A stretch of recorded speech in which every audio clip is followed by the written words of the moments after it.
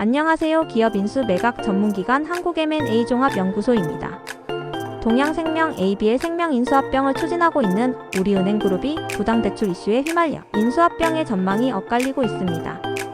부당대출 규모 730억 잠정집계. 금융감독원이 우리금융그룹 손태승 회장과 관련된 우리은행의 부당대출 규모를 730억 원으로 잠정 집계하였습니다.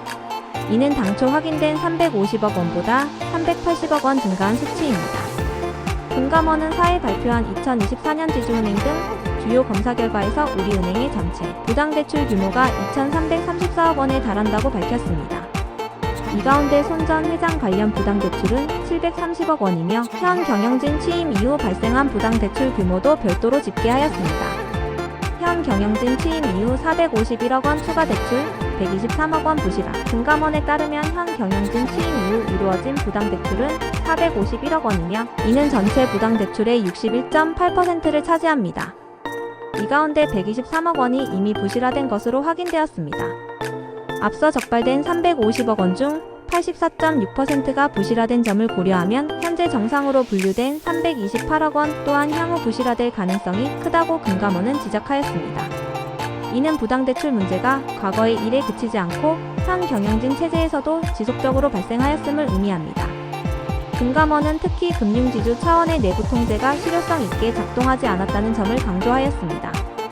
조사 결과 전임 회장의 친인척과 관련된 대출을 주도적으로 취급한 지역본부장이 여러 건의 내부 규정을 위반한 사실이 확인되었습니다.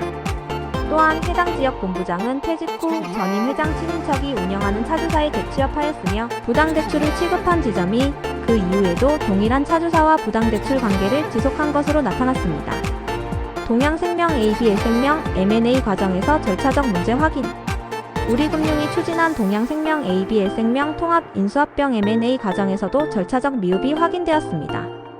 금감원 조사 결과 임종용 현 회장은 자회사 M&A 안건을 논의하기 위한 리스크관리위원회를 개최하기도 전에 해당 안건을 이사회에 부의하기로 결정한 것으로 나타났습니다. 또한 주식매매계약 체결 당일 리스크관리위원회와 이사회가 불과 20분 간격으로 개최되면서 리스크관리위원회에서 논의된 사항이 이사회 결정에 반영되지 못한 것으로 확인되었습니다. 우리금융 내규에 따르면 M&A 등 중요 경영사항은 리스크관리위원회의 사전 심의를 거쳐야 하며 심의 결과를 이사회 의사결정에 반영하도록 규정되어 있습니다. 그러나 이번 M&A 과정에서는 이러한 절차가 지켜지지 않았습니다. 특히 동양생명 인수와 관련하여 계약금 몰취 조항이 이사회에서 논의되지 않은 점도 문제가 되었습니다. 금감원에 따르면 동양생명 자회사 편입을 위한 금융당국의 인허가가 승인되지 않을 경우 계약금을 몰취당하는 조항이 주식매매 계약에 포함되어 있었으나 이사회에서 이에 대한 공식적인 논의가 이루어지지 않았습니다. 과거 우리금융이 추진한 M&A에서는 인허가 실패 시 계약금을 반환받는 조건을 설정하였으나 이번에는 이러한 안전장치가 빠져 있었습니다. KPI 수정 과정에서도 내부 통제 문제 드러나 우리은행은 2024년 기업금융 확대를 목표로 설정하였으나 지난해 3분기 가계대출 급증으로 인해 자본 비율 하락이 우려되자 이사회 보고 없이 KPI 핵심 성과 지표를 수정한 것으로 나타났습니다. 기존의 기업대출 확대 목표를 기업대출 감축 방향으로 변경한 것입니다. 금감원은 이러한 조치가 금융지주 차원의 적절한 통제 없이 이루어졌다는 점을 문제 삼았습니다. 금감원 관계자는 은행 경영진이 영업 목표를 임의로 변경하였음에도 불구하고 이를 효과적으로 통제하지 못해 결과적으로 은행의 본연의 자금 중개 기능이 훼손되는 결과를 초래하였다고 밝혔습니다. 금감원 강력한 제재 예고. 금감원은 이번 검사 결과에서 확인된 명백한 법규 위반 사항에 대해 엄정한 제재를 내릴 예정이라고 밝혔습니다.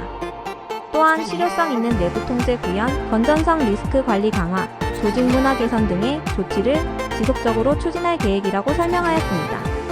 이번 사안은 일부 경영진의 문제가 아니라 금융지주와 은행 내부의 통제 시스템이 제대로 작동하지 않았음을 보여줍니다. 금융감독 당국의 향후 조치가 우리금융의 거버넌스와 경영구조에 어떠한 영향을 미칠지 주목됩니다. 오늘은 금융그룹의 부당대출 이슈를 나누어 보았습니다.